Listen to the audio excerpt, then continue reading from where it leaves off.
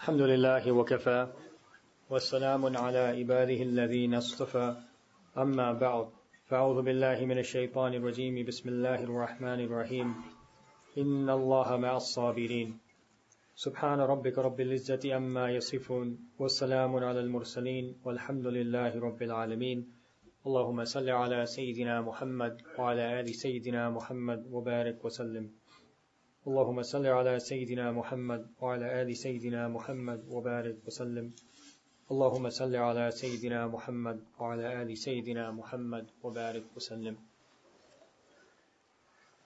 The goal of the believer and the person who's striving towards Allah subhanahu wa ta'ala is to obtain ma'iyah with Allah subhanahu wa ta'ala.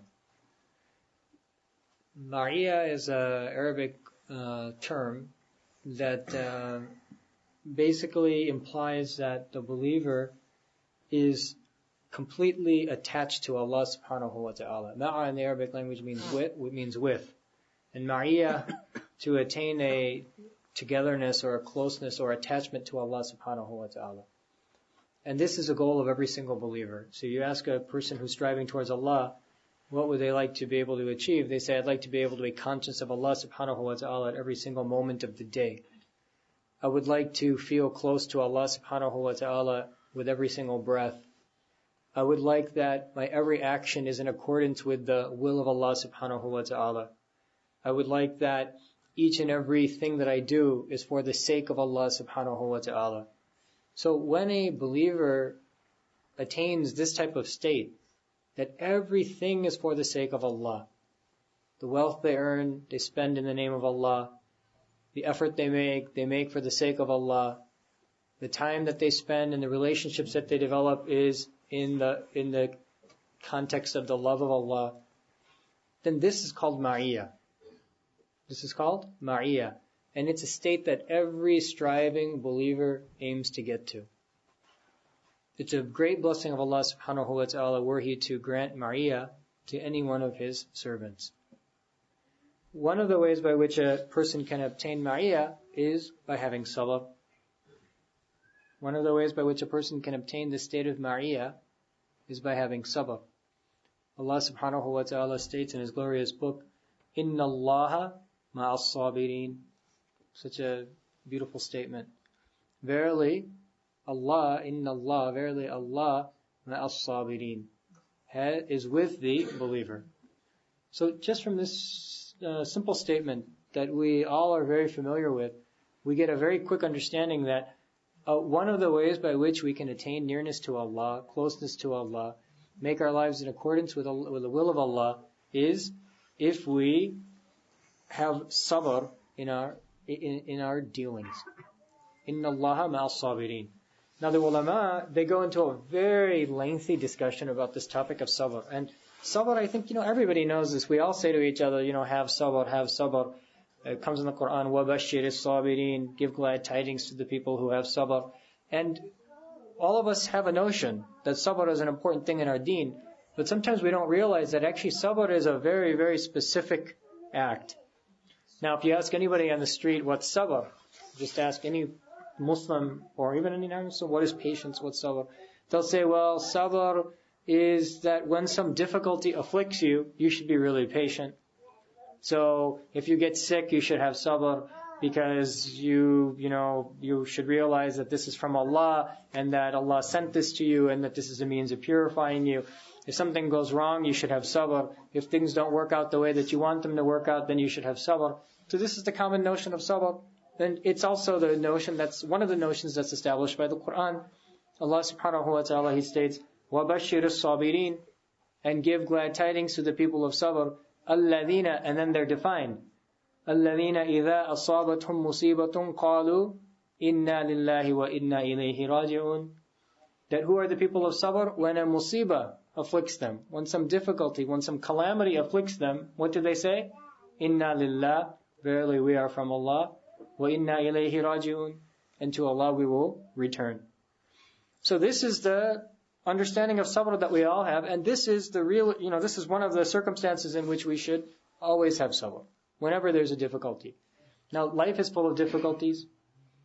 Every day you hear about a new difficulty. Literally, I hear about one difficulty at least every day. If not undergo your own difficulty, you hear about somebody else's difficulty. So life, this is the way life has been constructed. Nobody has an easy life. Now you can look at people and you can think that, oh, my life is very difficult, but this person's life is not difficult. It's not possible. It's not possible. All of life was created to be a test. And an essential part of the test is that difficulties afflict all of us.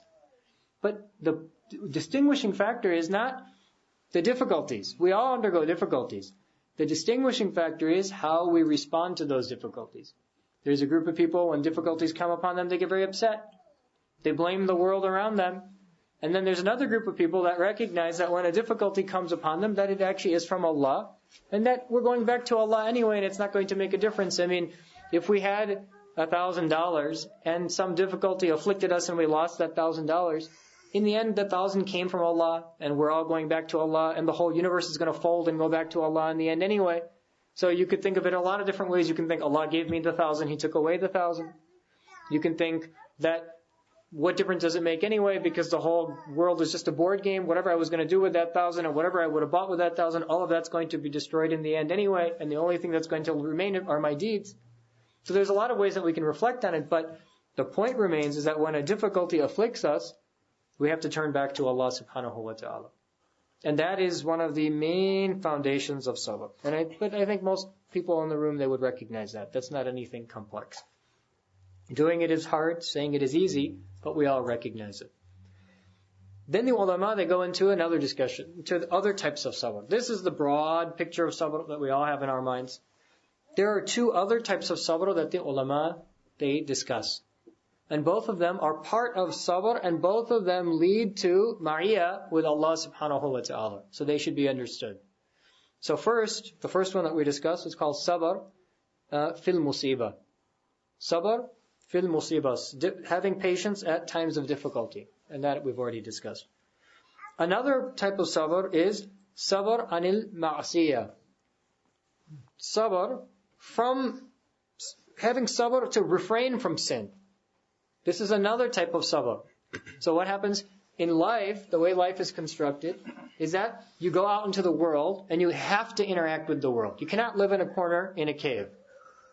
This is the way the deen has been constructed. By our nature, we must interact with others. We have parents, we have to interact with them. We get married, we have to interact with our wives. We have children, we have to interact with our children. We go to work, we have to interact with the people at work. Now, invariably, when you interact with the world around you, every interaction will create scenarios in which there'll be opportunities to do good and there'll be opportunities to do bad. And the opportunities to do bad, often, they look delicious. They look good. They look easy. They look like a quick fix. But the Muslim has a much greater goal in mind. Their goal is ma'iyah with Allah subhanahu wa ta'ala. And so in the context of having to choose a difficulty, in the context of facing a difficulty, they turn away, in the context of having the opportunity to choose sin, they turn away from that and they restrain themselves with patience. So this is another type of sabr. Having patience to stay away from sin. Having the patience to stay away from sin. So this is the second type of sabr, and it's an essential component. How many times have we talked about in the past that if you wanted to summarize suluk, approaching Allah subhanahu wa ta'ala, if you wanted to summarize suluk in one simple notion, then that notion is staying away from sin.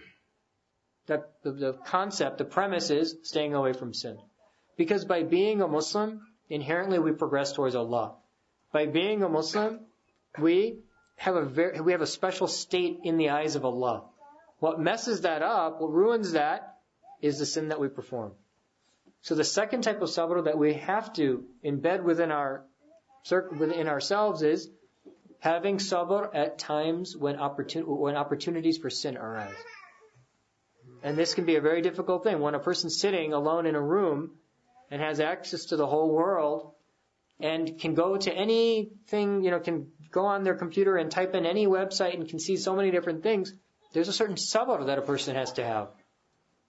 There's a certain sabr that they have to have with their fingers to not type things that they shouldn't type or not click on things that they shouldn't click. when a person is sitting with their friends and everybody's talking about a third person, and there's an opportunity to discuss that third person, there's a certain sabr, there's a certain restraint that a person needs to have to be able to avoid setting their deeds on fire.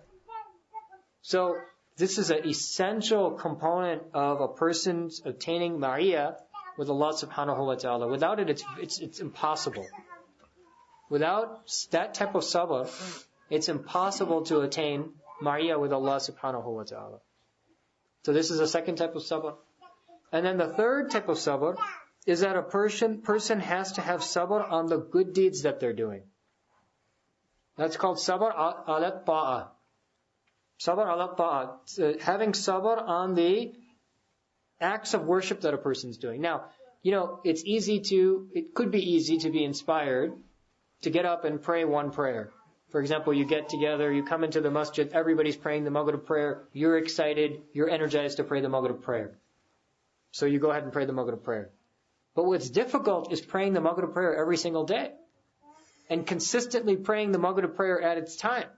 And dropping everything when it's time for Maghrib prayer. Every single day. Think about, 350 days a year. We have the same challenge. And we don't have it once, we have it 5 times a day. And here a person's trying to maintain themselves, and the whole world is going in another direction. It's not that the whole world is gathering together and praying. The vast majority of creation is going in the other direction, and we turn away from that and try to establish ourselves in our salah. There's a difficulty there. It's not the easiest thing. Fasting in the month of Ramadan, it becomes difficult at times to consistently and consecutively fast day in, day out. Yes, we say on paper, oh, this is very easy and this is a great blessing, but it's a challenge. Sacrificing oneself on the good deeds that they do, following the sunnah. In this day and age, it's like holding hot coals. It's a challenge. So this is another type of sabr that every Muslim needs to seek. Having sabr on the good deeds that they do. And how many people are there? We all interact with ourselves, and we all live with ourselves. We know ourselves. How many times does a notion come in our heads that, well, I'm not able to do this today. I'm tired. I need to go do, I didn't do this. I'm not able to keep up with my routine. So that's a type of sabr. So these are the 3 types of sabr that the salik, that the seeker of Allah subhanahu wa ta'ala must embed in their routine. Number 1, having sabr to in any circumstance of difficulty. Anytime there's a difficulty, a person, by having sabr at the time of difficulty, automatically makes progress towards Allah subhanahu wa ta'ala.